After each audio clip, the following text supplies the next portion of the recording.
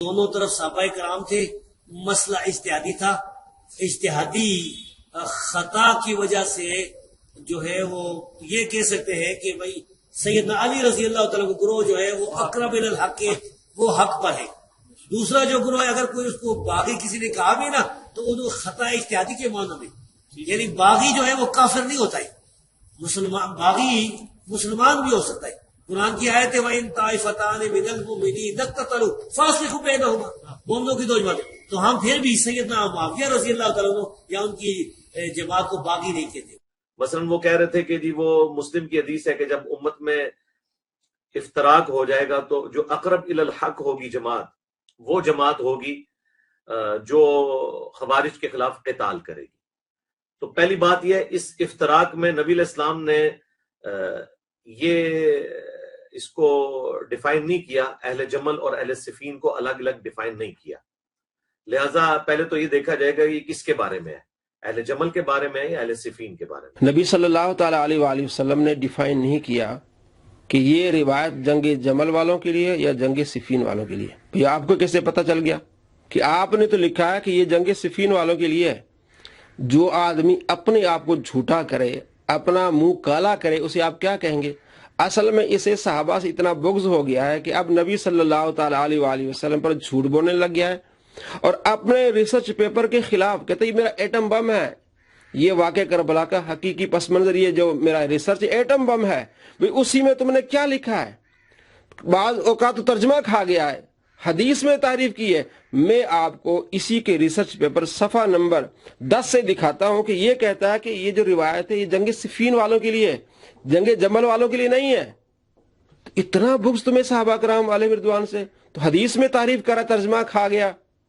کیا لکھتا ہے یہ دیکھیں، صحیح مسلم کی حدیث میں ہے، سیدنا ابو سعید خدری رضی اللہ تعالیٰ بیان فرماتے ہیں کہ رسول اللہ صلی اللہ تعالیٰ علیہ وآلہ وسلم ارشاد فرمایا، میرے بعد میری امت کے لوگ دو گروہوں میں تقسیم ہو جائیں گے، دو گروہوں میں لوگ تقسیم ہو جائیں گے، یعنی سیدنا علی اور حضرت معاویہ رضی اللہ عنہ۔ لو جی، کہتے ہیں کہ سیدنا علی خود لکھ رہا ہے اور حضرت امیر معاویہ رضی اللہ عنہ، یہ دو گروہوں میں تقسیم ہو جائیں گے۔ پھر ان دونوں مسلمان گروہوں کے اندر ہی سے ایک تیسرا فرقہ یعنی خوارج کا الگ ہو جائے گا۔ اب اس نے ویڈیو میں کیا کہا؟ جناب نبی علیہ السلام نے ڈیفائن نہیں کیا کہ یہ جنگ جمل میں یا جنگ صفین میں، تو حضرت علی اور حضرت امیر معاویہ رضی اللہ عنہ کی جنگ ہوئی تھی، اسے جنگ صفین کہتے ہیں، تو یہ جنگ صفین کے لیے ہے، خود لکھا ہے۔ تو نبی علیہ السلام کو جھوٹا کر رہا ہے، جھوٹا انسان، تیرے شکر پر اللہ کی لعنت ہو تیرے اوپر۔ اور خود لکھا ہے کہ یہ حضرت علی اور حضرت امیر معاویہ کے درمیان جو جنگ ہوئی تھی اس میں جو تیسرا فرقہ نکلا تھا وہ خوارج، یعنی خوارج کا الگ ہو جائے گا۔ اس الگ ہو جانے والے فرقہ یعنی خوارج سے وہ گروہ قتال کرے گا جو ان دونوں گروہوں میں سے اقرب الی الحق ہوگا، جو حق کے زیادہ قریب ہوگا۔ یہ ترجمہ کھا گیا، یہ تعریف کر دی اور آگے نوٹ لکھ کے کہتا ہے جناب حق والا۔ اور اپنا اس کا دوسرا ریسرچ پیپر ہے رافضیت، ناصبیت اور یزیدیت کا تحقیقی جائزہ، اس میں اس کا ترجمہ کیا کرتا ہے، یہ آپ کے سامنے صفحہ نمبر 3 پر یہ روایت لایا ہے کہ امیر المؤمنین سیدنا علی رضی اللہ تعالیٰ کے مخالفین اور ان کے ساتھی پھر ان دونوں مسلمان گروہوں کے اندر سے ایک تیسرا فرقہ الگ ہو جائے گا یعنی خوارج۔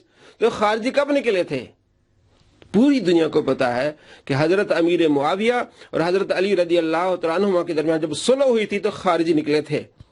کتنا بڑا شیطان انسان ہے، اپنے آپ کو جھوٹا کیسے کرتا ہے، یعنی خوارج۔ اور اس الگ ہو جانے والے فرقے سے مسلمانوں کا وہ گروہ قتال کرے گا جو اس وقت حق کے زیادہ قریب ترین ہوگا، جو حق کے زیادہ قریب ترین ہوگا، یعنی دوسرا بھی حق پر ہوگا لیکن اتنا نہیں ہوگا جتنا یہ ہوگا کہ حق کے زیادہ قریب ترین ہوگا، وہ باطل نہیں ہوگا۔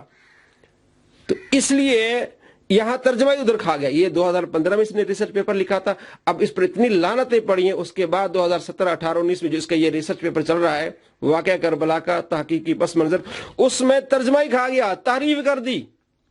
اب تو یہاں تک کہہ رہا کہ یہ حدیث ان کے بارے میں ہے نہیں ہے، یہ تو نبی علیہ السلام نے ڈیفائن نہیں کیا، تو بھی آپ کو کیسے پتہ چل گیا؟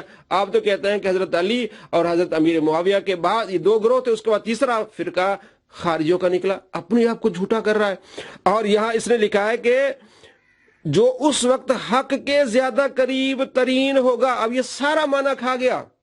اب اسی ویڈیو میں آگے کہتا ہے جناب یہ پھر حضرت علی سے بغض رکھتے ہیں, حسد کرتے ہیں. جب حضرت ابو بکر کے سامنے لوگ آئے تھے تو وہ تو حق پر نہیں تھے, بھئی وہ تو مرتد ہو گئے تھے, وہ حق پر کیسے ہوں گے؟ اور خود اس نے اسی ریسرچ پیپر میں لکھا ہے کہ سیدہ عائشہ اور حضرت امیر معاویہ رضی اللہ عنہ کی غلطی اجتہادی تھی. نوٹ, جنگ جمل اور جنگ صفین میں امیر المؤمن سیدنا علی رضی اللہ عنہ کی طرف سے لڑنے والوں کو دگنا اجر اور مخالفین کو بھی ایک اجر ملے گا, کیونکہ دونوں طرف سے شریک صحابہ مجتہد تھے. یہ اپنے ریسرچ پیپر میں لکھ رہا ہے, اپنا منہ کالا کر رہا ہے, اور کس طرح لوگوں کو دھوکہ دیتا ہے کہ جناب یہ بغض رکھتے ہیں حضرت علی سے. بھائی تو بھی بغض رکھتا تھا, پھر 4 سال پہلے تو یہ لکھ رہا ہے, اب تیرے اوپر اتنی پھٹکار پڑی ہے تو بدل گیا ہے.